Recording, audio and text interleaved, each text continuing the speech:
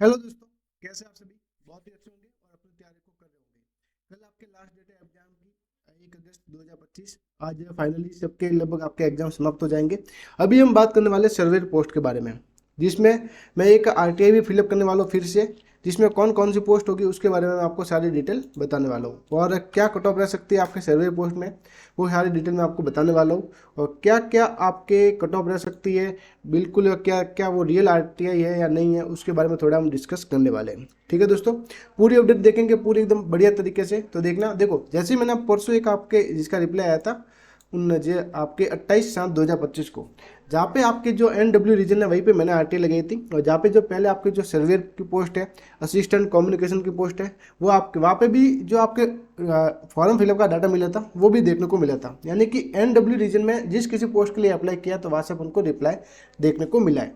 तो जहाँ से आप देखेंगे यहाँ पे आपके जो ये आपके पोस्ट है लेबोरेटरी अटेंडेंस की, जहाँ पे 4512 आपके एप्लीकेशन आया है, और आपके एक आपके पोस्ट है वर्कशॉप अटेंडेंट की, वहाँ पे आपके 1383 आपके आवेदन आए हैं। तो जिससे ये जाहिर होता है कि आपकी जो सैलरी वाली पोस्ट है वो भी मैं आपको आरटीआई बताता हूँ। यहाँ पे देखो, एक दो आरटीआई थी इसमें, एक तो आपके सिंगल वाली जहाँ पे सिर्फ आपके सर्वेयर की पोस्ट के बारे में पूछा गया था 6712, यानी कि ये रियल आरटीआई है।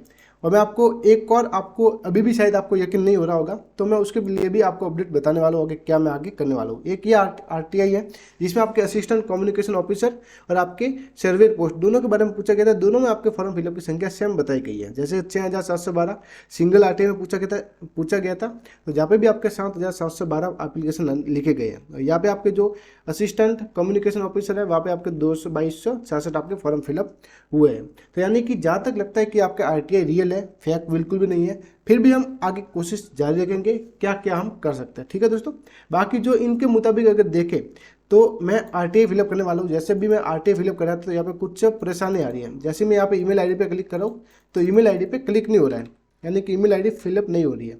तो इसको मैंने रिफ्रेश भी किया, तो मैं इनसे 3 पोस्ट के बारे में और पूछने वाला था। जैसे कि आपके 3 पोस्ट ये है, जैसे एक आपके फील्ड मैन की हो गई, एक आपके टेक्निकल अटेंडेंस CYC की हो गई, और एक आपके सर्वेयर की होगी। तीनों के बारे में मैं पूछने वाला हूँ। शायद मुझे लगता है कि आपकी बात शायद पॉसिबल नहीं होगा कि वो रिप्लाई देंगे, क्योंकि मैं एक ही ईमेल आईडी से बार बार पूछ रहा हूँ। हो सकेगा तो मैं दूसरी ईमेल आईडी से पूछने की ट्राई करूँगा।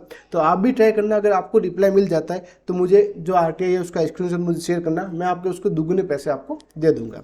ठीक है दोस्तों, अगर आपको रिप्लाई मिल जाता है तो। बाकी यहाँ पे मैं जब भी यहाँ पे फिल कर रहा हूँ तो यहाँ पे पहले तो फिलअप करने के ऑप्शंस आ रहे थे। अभी कुछ या तो टेक्निकल इशू है जिस कारण यहाँ पे कोई भी डिटेल देखने को नहीं मिल रही है। तो फिलहाल देखते हैं, मैं शाम को इसको अपडेट आपको बता दूंगा।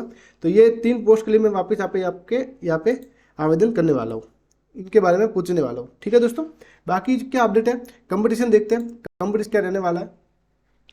तो कंपटीशन देखें, देखो जो आपके सर्वे की पोस्ट है NW, मैं माउस से लिख रहा हूँ तो थोड़ी परेशानी हो सकती है क्योंकि प्रॉपर लिखना सही नहीं है माउस से।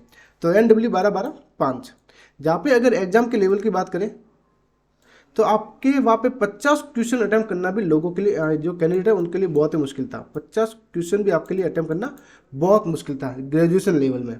तो आप खुद देख सकते हैं कि एग्जाम का लेवल कहाँ तक है, तो आपको खुद को अंदाजा हो गया होगा। और जो आपकी बार लेवल है वो पिछली बार लेवल से कई गुना टफ था, ये बात तो आप मानकर चलो। यानी कि जीके के क्वेश्चन में आप 7 से क्वेश्चन से ज़्यादा अटेम्प्ट कर ही नहीं पाओगे, क्योंकि क्वेश्चन का लेवल इस तरीके से बनाया गया था। चाहे वो जीके हो, चाहे आपके रीजनिंग हो, चाहे आपके मैथ हो, या फिर आपके इंग्लिश हो। मैथ में भी आप 5 से 7 क्वेश्चन से ज़्यादा अटेम्प्ट नहीं कर सकते, क्योंकि वहाँ पे टाइम ही बहुत ज़्यादा जा रहा था, क्योंकि कैलकुलेटिव क्वेश्चन बहुत ही ज़्यादा थे, चाहे वो रीजनिंग हो या फिर मैथ में हो, जिससे बहुत ही लोगों का टाइम वेस्ट हो रहा था क्वेश्चन में।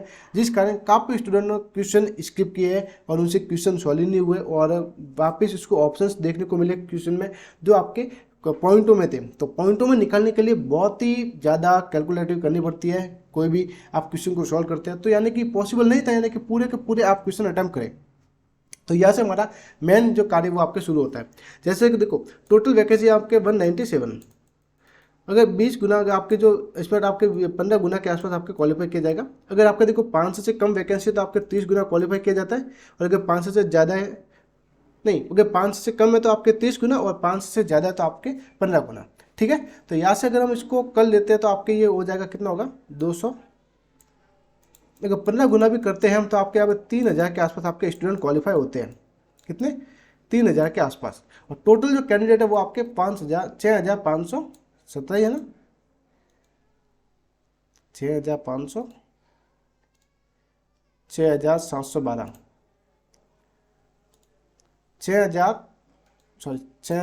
6712 कैंडिडेट, यानी कि 677। तो यानी कि देखो वापस अटेंडेंस भी तो इसमें आपके कम रह रही है, क्योंकि अटेंडेंस नहीं है कि आपके सभी स्टूडेंट एग्जाम देने जा रहे हैं, 50% तो आपकी अटेंडेंस रह रही है।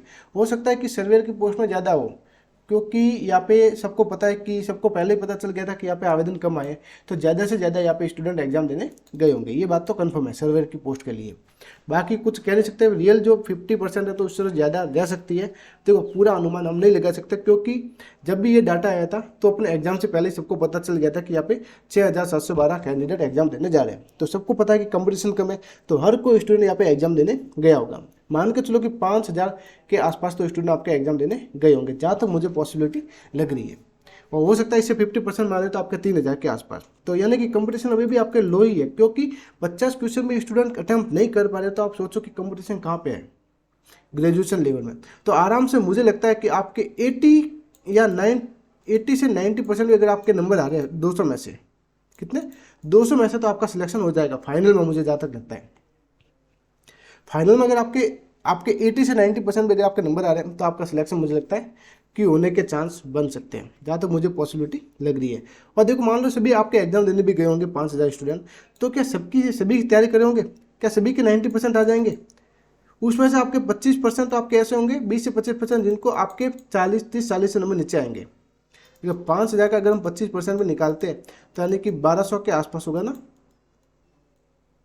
बिल्कुल 1200 के आसपास आपके होंगे, जो आपके बिल्कुल कोई काम के नहीं होंगे, जिनके आपके 40-50 से नीचे नंबर आएंगे। ये बात तो आप मान के चलो, आप क्योंकि आप रियल डाटा आप खुद भी आप हर एग्जाम में आप देख रहे हैं, तो जिससे जाहिर होता है कि 80-90 के आसपास मुझे लगता है, जिस हिसाब से एग्जाम का लेवल है, तो आपके यूआर की कट ऑफ 90 के आसपास आपके रहने की उम्मीद बन सकती है। कब 90 के आसपास आपके यूआर की रह सकती है, ओबीसी की आपके 80 से आपके 85 के आसपास आपके रह सकते हैं। फाइनल कट ऑफ बता रहा हूँ। CBT 1 की हो सकता है इससे कम भी रहे, आपके 60-55 के आसपास आपके रह सकते हैं CBT 1 के भी, क्योंकि मैं रियल डाटा आपको बता रहा हूँ, क्योंकि इतने गुणों आपके कैंडिडेट को क्वालिफाई किया जाएगा। तो यहाँ पे अभी और देखें हम, तो यहाँ पे ओबीसी हो गया। बाकी जो रियल डाटा आपके आंसर की आएगी तभी पता चलेगा कि कितना कंपटीशन रहने वाला है। जो एग्जाम का लेवल है अभी तक और जो स्टूडेंट एग्जाम देने गए उसके बेस पर अगर बात करें तो आपके ये कट ऑफ रह सकती है। और अगर SC की अगर बात करें तो आराम से आपके यहाँ पे 55-60 के आसपास हो जाएगा, 55-60। और आपके ST में आपके 51-55 के आसपास। और अगर EWS में अगर बात करें, EWS में अगर बात करें तो आपके आराम से हो सकता है आपके OBC के आसपास होगा, 75 से 80 के आसपास आपके EWS में भी आपके हो सकता है। ठीक है दोस्तों, ये सारी अपडेट थी सर्वेयर को लेकर। आंसर की भी आपको जल्द देखने को मिल जाएगी। अगस्त के फर्स्ट वीक तक मुझे लगता है कि आंसर की आपके आ जाना चाहिए। अगर आप TCS के पैटर्न को अगर फॉलो करें तो TCS तो आपके है नहीं है, पर हो सकता है कि देखो कम से कम 7-8 दिन तो आपके आंसर की जारी होने में लगेंगे। ठीक है दोस्तों, ये सारी अपडेट थी। बाकी कोई भी अपडेट होती है तो मुझे कमेंट करके बताना। तो मिलते हैं जल्दी न्यू वीडियो में। जय हिंद, जय भारत।